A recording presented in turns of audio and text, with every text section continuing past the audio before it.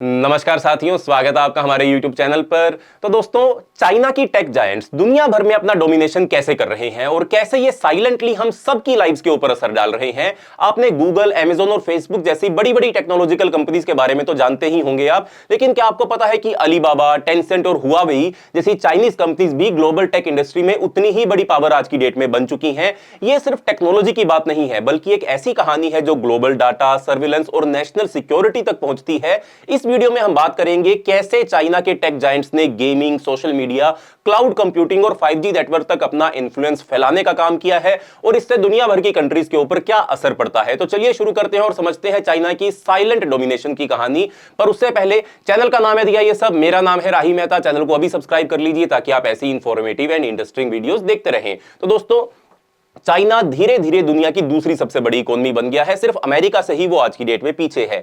इस उड़ान की वजह से टेंसेंट, अलीबाबा और हुआवेई जैसी कंपनीज, जो चाइनीज कॉर्पोरेशन है, वो दुनिया की सबसे बड़े बिजनेसेस में से एक बन चुके हैं। इनके प्रोडक्ट्स जैसे कि ऑनलाइन गेमिंग, ऑनलाइन शॉपिंग और मोबाइल फोन्स रोजाना लाखों लोग इस्तेमाल करते हैं और जल्द ही इनकी संख्या अरबों तक पहुंच जाएगी। लेकिन इन सब का उठाव काफी हद तक छुपा हुआ है। लोग जानते हैं कि वो चाइनीज मेड प्रोडक्ट पर हेविली डिपेंडेंट है, लेकिन वो अनजान है कि उन प्लेटफॉर्म्स मालिक भी चाइना ही है और बहुत ज्यादा इंटीग्रेटेड आपकी जिंदगी के अंदर ये प्लेटफॉर्म्स आज की डेट में हो चुके हैं।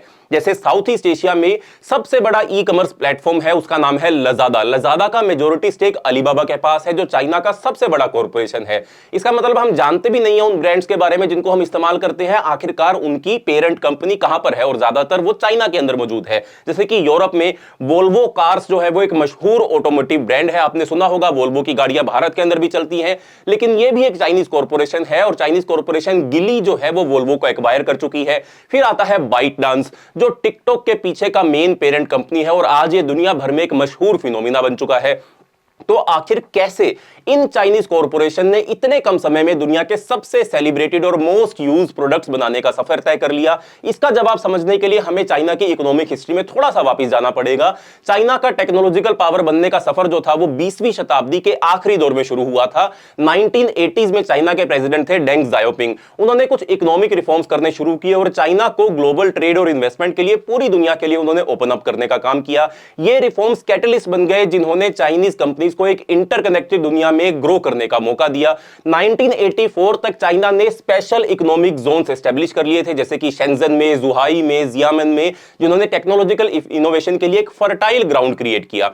इन जोन्स में टैक्स इंसेंटिव्स, रिलैक्स रेगुलेशंस और फॉरेन कैपिटल का एक्सेस दिया गया, जो डोमेस्टिक एंटरप्रेन्योर और मल्टीनेशनल कॉर्पोरेशन को अट्रैक्ट करने का काम करता था। शेंजन खासकर इलेक्ट्रॉनिक मैन्युफैक्चरिंग का एक हब बन गया और आगे चल के इसे चाइना की सिलिकॉन वैली के नाम से भी जाना गया। सिर्फ 3 साल बाद 1987 में एक ऐसी कंपनी शुरू हुई जो चाइना के टेक्नोलॉजिकल एडवांसमेंट में एक बहुत ही इंपॉर्टेंट रोल प्ले करती है।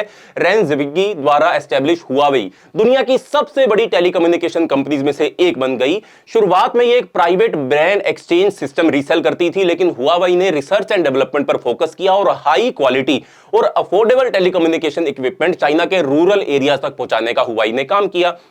फिर क्या हुआ? 1990s के दौर में टेंसेंट एक अगली कंपनी थी जो शुरू होती है चाइना के अंदर। 1998 में पोनी मा और उनके को फाउंडर ने शेंजन में टेंसेंट नाम की एक कंपनी एस्टेब्लिश करी। शुरुआत में कंपनी ने OICQ लॉन्च किया, जो कि एक इंस्टेंट मैसेजिंग प्लेटफॉर्म था और ICQ से इंस्पायर था। यह वो दौर था जब व्हाट्सएप जैसी एप्स जो थी वो मौजूद नहीं थी और एक मैसेज भेजने के लिए भी आपको काफी पैसे जो थे वो खर्च करने पड़ते थे। टेंसेंट का यह डेवलपमेंट चाइना के सोशल मीडिया स्पेस में डोमिनेंस की शुरुआत थी, जो आगे चल के इवॉल्व होता है वीचैट के क्रिएशन के साथ। वीचैट एक सुपर ऐप है जो मैसेजिंग, पेमेंट और कई सर्विसेज को इंटीग्रेट करने का काम करता है। अब देखिए, दुनिया भर के लोग व्हाट्सएप का इस्तेमाल करते हैं, भारत में भी हम व्हाट्सएप का इस्तेमाल करते हैं, पर चाइना के अंदर व्हाट्सएप बैन बंद है और चाइना अपना खुद का एक मैसेजिंग सर्विस इस्तेमाल करता है, एक ऐप इस्तेमाल करता है जिसका नाम है वीचैट, जो टेंसेंट ने शुरू किया। टेंसेंट के 1 साल के बाद जैक मा ने होंगजू में अलीबाबा को एस्टेब्लिश किया, जो बाद में चाइना का सबसे बड़ा ई कॉमर्स प्लेटफॉर्म बन जाता है। शुरुआत में अलीबाबा का फोकस चाइनीज मैन्युफैक्चरर को ओवरसीज बायर से कनेक्ट करने का था, लेकिन 2003 में अलीबाबा जो है वो अपने ऑपरेशंस को एक्सपेंड करता है और बाद में कंज्यूमर मार्केट के अंदर भी एक्सपेंड करना शुरू कर देता है। अलीबाबा का ग्रोथ चाइना की बढ़ती हुई इंटरनेट इकोनॉमी और एक नई मिडिल क्लास की राइज की वजह से हुआ, जो ऑनलाइन शॉपिंग के लिए बहुत ही ज्यादा ईगर था। इसी साल जैक मा के अलीबाबा के साथ रॉबिन ली ने बाइडू को एस्टेब्लिश किया, जो चाइना के सर्च इंजन मार्केट में आज की डेट में डोमिनेंस करता है। जैसे हम गूगल का क्रोम इस्तेमाल करते हैं, चाइना में गूगल क्रोम भी बैन है और वो बाइडू नाम का एक इंटरनेट एक्सप्लोरर इस्तेमाल करते हैं जो चाइना के द्वारा ही बनाया गया है। बाइडू चाइना का लीडिंग सर्च इंजन बन गया क्योंकि गवर्नमेंट ने फॉरेन कंपटीटर जैसे गूगल पर रिस्ट्रिक्शंस लगा दिए। बाइडू ने अपने इनिशियल सक्सेस के बाद आर्टिफिशियल इंटेलिजेंस के अंदर रिसर्च, ऑटोनोमस ड्राइविंग और क्लाउड सर्विसेज में एक्सपेंड करना शुरू कर दिया। ये चार कॉर्पोरेशंस जो आज की डेट में है, जैसे कि बाइडू, अलीबाबा, टेंसेंट और हुआई, आगे चल के चाइना के टेक्नोलॉजिकल राइज का चेहरा बन गए। बाइडू, अलीबाबा और टेंसेंट को मिलकर बैट कहा गया, जो अक्सर अमेरिका के फैंग यानी कि फेसबुक, अमेज़न, नेटफ्लिक्स, गूगल के साथ कंपेयर किया जाता है। फिर हुई 21वीं शताब्दी की शुरुआत।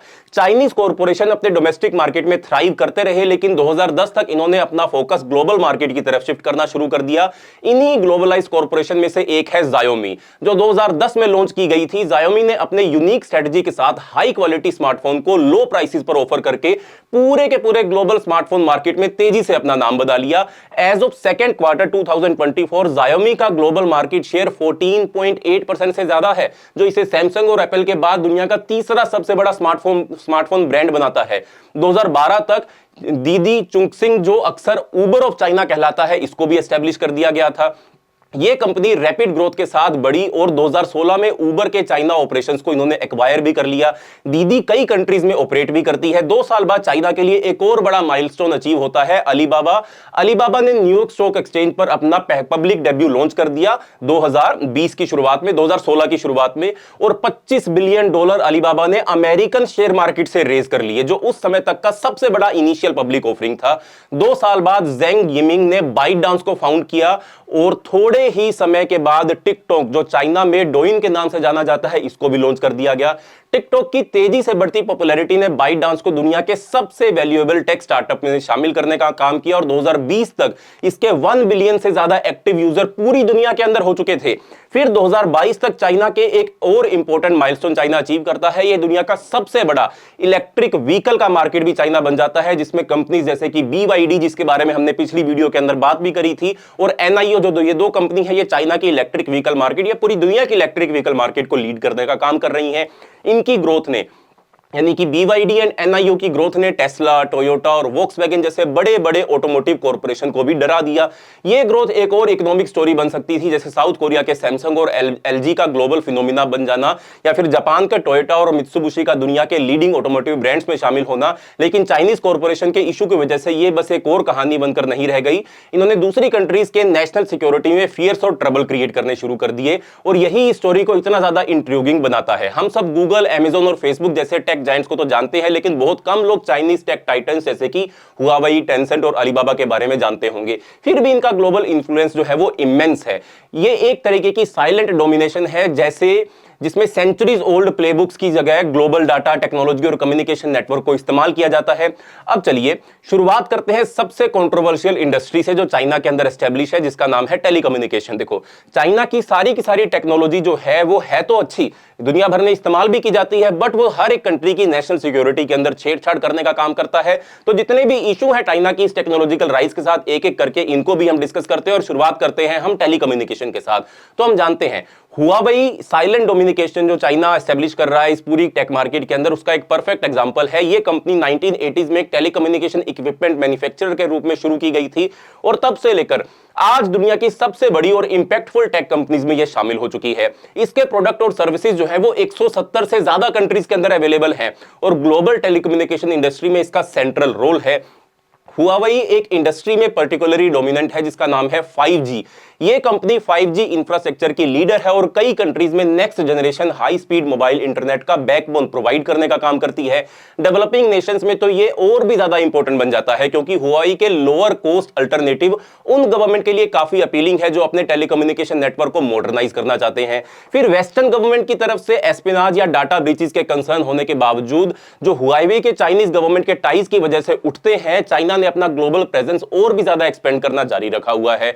अफ्रीका, एशिया, लैटिन अमेरिका के कंट्रीज इंक्रीजिंगली हुआई पर रिलाई करते हैं अपने टेलीकम्युनिकेशन इंफ्रास्ट्रक्चर के लिए, जो चाइना को इन कंट्रीज के क्रिटिकल कम्युनिकेशन नेटवर्क में एक स्ट्रॉन्ग फुटहोल्ड देने का काम करता है। इसका रिजल्ट एक ऐसी डिपेंडेंसी के रूप में होता है जो इन कंट्रीज के लिए हुआई के सिस्टम से अलग होना मुश्किल बना देता है, स्पेशली जब 5G नेटवर्क और भी ज्यादा वाइड स्प्रेड होते जा रहे हैं और दुनिया भर के अंदर इसका इस्तेमाल बढ़ता जा रहा है। हुआवेई के कंट्रोल सबसे साइलेंट एस्पेक्ट ये है कि जबकि ज्यादातर कंज्यूमर अपने मोबाइल और इंटरनेट सर्विसेज के पीछे का इंफ्रास्ट्रक्चर नहीं जानते, एक सिग्निफिकेंट पोर्शन हुआवेई के टेक्नोलॉजी से पावर्ड होता है जिसके बारे में हमको नहीं पता।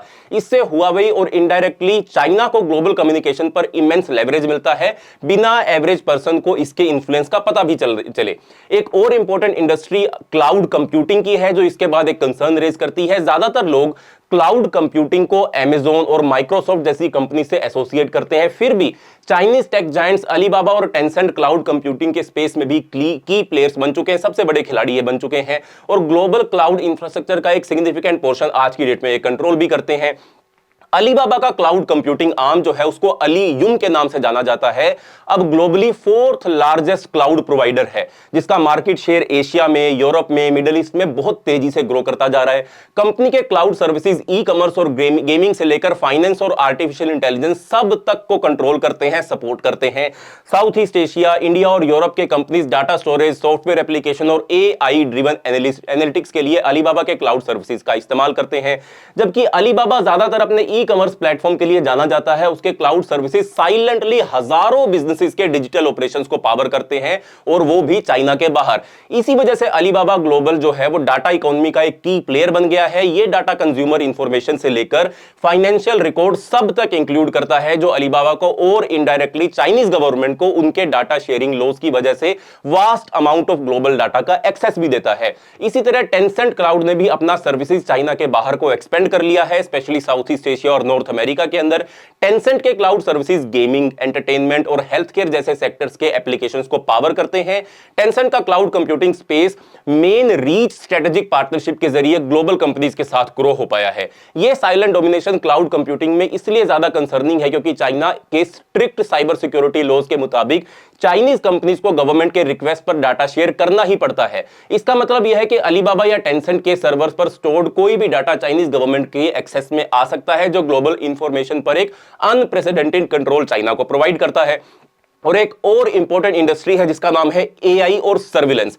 चाइना के tech giants global surveillance industry में भी बड़े प्लेयर बन चुके हैं, जो एडवांस सर्विलेंस टेक्नोलॉजी दुनिया के कई गवर्नमेंट को एक्सपोर्ट करने का काम करते हैं, जैसे कि हिकविजन, हुआवेई और ZTE जैसी जो कंपनीज हैं। ये facial recognition, AI powered surveillance system और डाटा एनालिटिक्स टूल्स प्रोवाइड करते हैं, चाहे वो ऑथोरिटेरियन रिजीम हो या डेमोक्रेटिक रिजीम, सबको ये सिस्टम प्रोवाइड किया जाता है। ये सिस्टम अक्सर सिटीजन्स को मॉनिटर करने, पब्लिक ऑर्डर मेंटेन करने और डिसेंट को सप्रेस करने के लिए इस्तेमाल होता है। और फिर सबको पता है टिकटॉक के बारे में। बाइट डांस दुनिया की एक सबसे इंफ्लुएंशियल टेक कंपनी बन चुकी है, लार्जली टिकटॉक के वायरल सक्सेस की वजह से। 1 बिलियन से ज्यादा एक्टिव यूजर्स के साथ टिकटॉक बहुत सारा यूजर डाटा कलेक्ट करता है, जैसे व्यूइंग हैबिट और लोकेशन इंफॉर्मेशन। और ये वही पैटर्न है जैसे अलीबाबा और टेंसेंट के डाटा को चाइनीज गवर्नमेंट एक्सेस कर सकती है, इनके डाटा को भी चाइनीज गवर्नमेंट एक्सेस कर सकती है। इनका ग्रोथ सिर्फ इनके अपने प्रोडक्ट और सर्विसेज तक लिमिटेड नहीं है। एक और चीज जो समझना जरूरी है वो ये है कि ये कंपनीज दुनिया के कुछ बड़े बिजनेसेस को एक्वायर भी कर रही हैं। टेंसेंट का एग्जांपल ले लो, ये दुनिया की सबसे बड़ी, सबसे प्रोलिफिक इन्वेस्टर में से एक है और ग्लोबल टेक कंपनीज के अंदर बहुत ज्यादा भारी मात्रा के अंदर टेंसेंट ने इन्वेस्टमेंट करने का काम भी किया है। इन इन्वेस्टमेंट की वजह से टेंसेंट का ग्लोबल गेमिंग इंडस्ट्री के ऊपर सिग्निफिकेंट इंफ्लुएंस है। आपने एपिक गेम्स खेली होगी, जैसे कि फ्रंटियर के creator, Riot Game, League of Legends के creator, Supercell, Clash of Clans के क्रिएटर। ये बड़ी बड़ी जितनी भी मोबाइल गेम्स जो आप खेलते हो उनमें भी टेंसेंट का एक बहुत बड़ा शेयर है। टेंसेंट ने सोशल मीडिया प्लेटफॉर्म जैसे स्नैपचैट और स्ट्रीमिंग सर्विसेज जैसे स्पॉटिफाई में भी इन्वेस्ट करके रखा हुआ है, जो उसके एंटरटेनमेंट और मीडिया इंडस्ट्री में भी इन्फ्लुएंस को और भी ज्यादा बढ़ाने का काम करता है। तो इन इन्वेस्टमेंट के थ्रू टेंसेंट ने quietly user data, intellectual property और नए टेक्नोलॉजीज तक एक्सेस को हासिल कर लिया, जो उसकी पोजीशन को एक ग्लोबल टेक लीडर के रूप में और भी ज्यादा स्ट्रॉन्ग करता है। तो दोस्तों, ये सारी की सारी कंपनियां मिलकर चाइना और दूसरी कंट्रीज के लिए नेशनल सिक्योरिटी का एक मेजर कंसर्न बनती हैं। हुआवेई का ग्लोबल 5G नेटवर्क में इन्वॉल्वमेंट चाइना के लिए फॉरेन कम्युनिकेशन को स्पाई करना या डिसरप्ट करना आसान बना देता है। चाइनीज टेक्नोलॉजी पर डिपेंडेंस का एक और इशू है टेक्नोलॉजिकल सोवरेनिटी का, का ये कंट्रीज के लिए इंडिपेंडेंट इंफ्रास्ट्रक्चर डेवलप करना मुश्किल बना देता है। लेकिन आपका क्या सोचना है इसके बारे में? क्या दुनिया को चाइनीज टेक्नोलॉजी और चाइनीज कंपनीज का इस्तेमाल करते रहना चाहिए या फिर इससे आगे बढ़ना हमको जरूरी है? हर देश को अपनी अपनी टेक्नोलॉजी को डेवलप करने के लिए कदम उठाने की जरूरत है या नहीं? आपके अकॉर्डिंग क्या होना चाहिए? कमेंट सेक्शन में हमें जरूर बताएं। अगर वीडियो आपको इंफॉर्मेटिव लगी हो तो वीडियो को लाइक करें, शेयर करें, चैनल को सब्सक्राइब करें। मिलते हैं अगली वीडियो के अंदर, तब तक के लिए बाय बाय, धन्यवाद, जय हिंद।